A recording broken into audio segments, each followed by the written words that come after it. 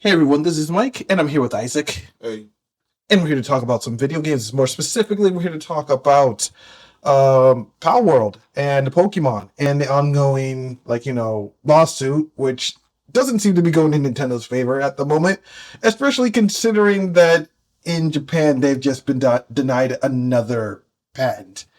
And surprisingly, this is because of a Pokemon fan game that was released over 8 years ago that apparently flies in the face of their patent. Now, again, we have a little article from Game Rat that the Japanese patent office has rejected Nintendo's monster catching patent application after examiners cited the footage from a 2013 Pokemon fan game as prior art. Now, the decision is significant because it uses an actual unofficial Pokemon project as evidence against the application. That again, for the same patenting family, for the two patents that Nintendo tried to enforce against Palworld.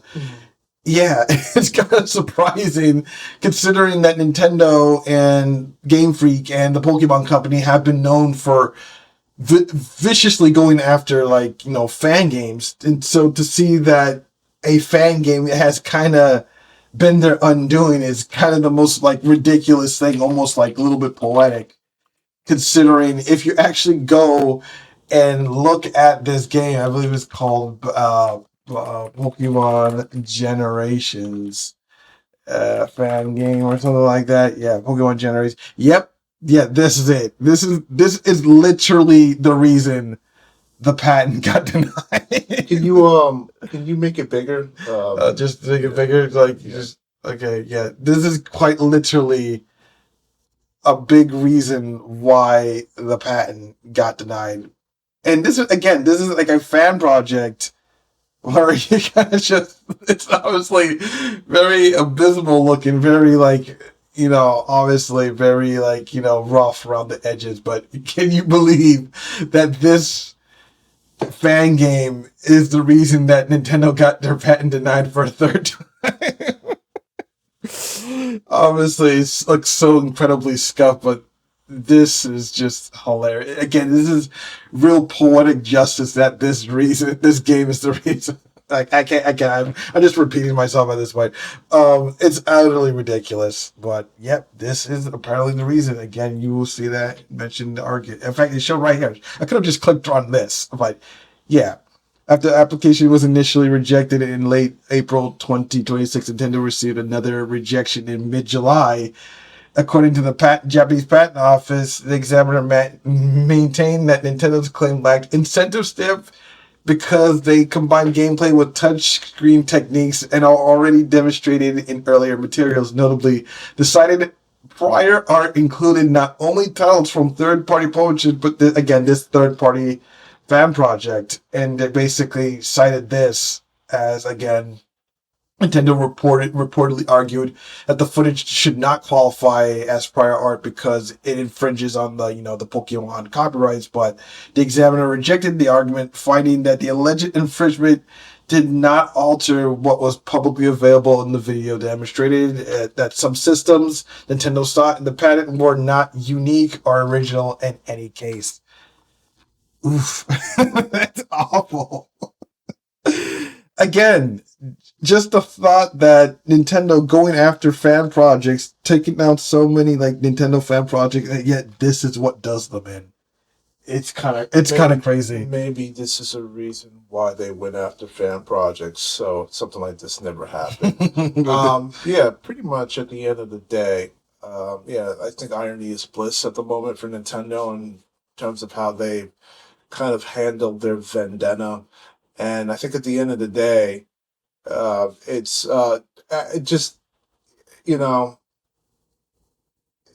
the only reason why Nintendo went after Power World was because of the gripe of their fans and believing that there were too many things that were too similar, but not enough to really be copyrighted on against um, Sony in order to go after a lawsuit at the moment. So Yeah, no, I think definitely it's definitely not shocking. And at the end of the day, we understand why Nintendo really is doing this. At the end of it's really simply to try to drag these people into court as much as they possibly can It's and try to burn as much as they can. But at the end of the day, the constant mm-mm. pushing of these patents is just continues to further hurt Nintendo's reputation of what the company they sat down and become at the moment, you know. It's just it doesn't help anybody for Nintendo to win this lawsuit. It really doesn't. It's not Again, even about the win right now. I don't think it's about even Nintendo even winning. But at the end of the day, the only thing that's costing Nintendo right now is the rep in terms of what they're doing right now. It seems like instead of focus on building on better versions of Pokemon, or even using these examples of understand what Palworld is doing and why people were so interested in Palworld over what you're doing with Pokemon, you decide to go the legal route. And a lot of these changes have been happening for a very long time. Now, again, we all know Nintendo being very protective of their IPs, as they should. It makes them a lot of money. I think they're probably more protective than Disney at this point.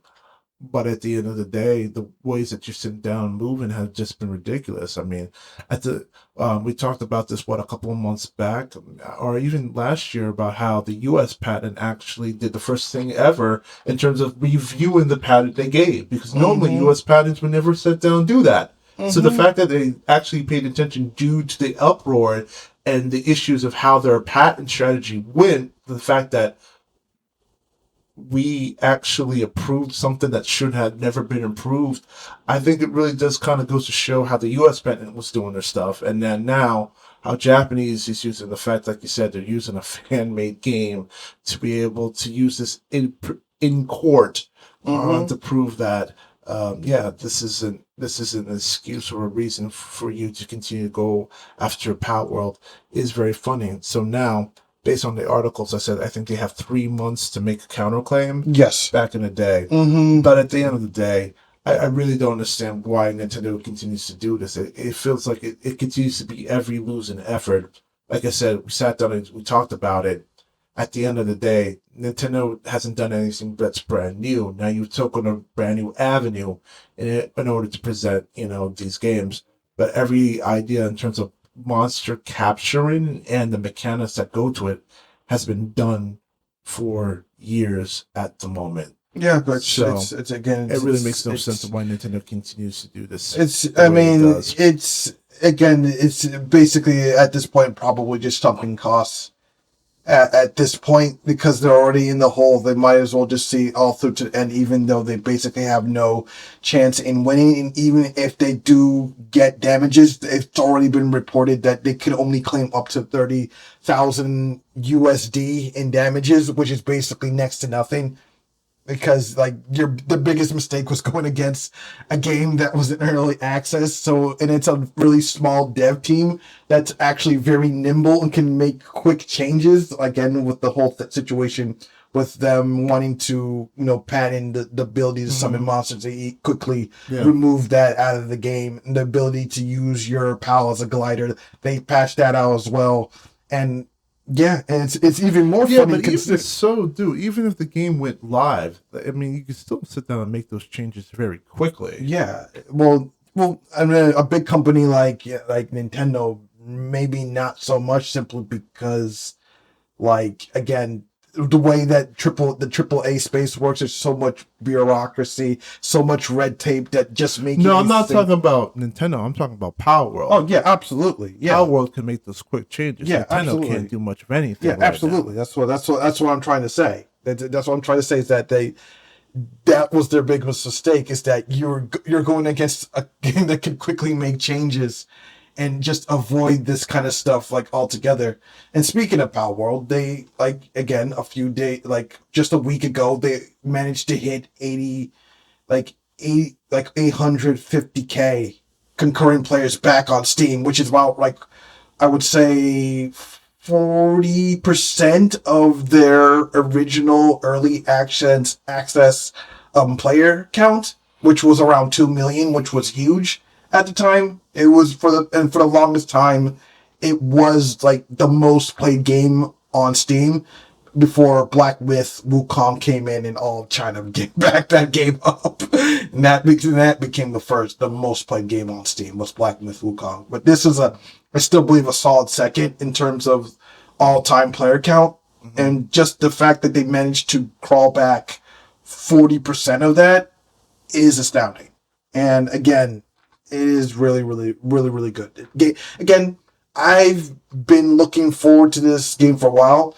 I haven't played it too much of it yet because I'm actually waiting for my old PC to return back to my apartment so I can actually hook it up and turn it into a dedicated server for my friends to play. Because when you play online, just like directly with friends, you can only do it up to 4 players.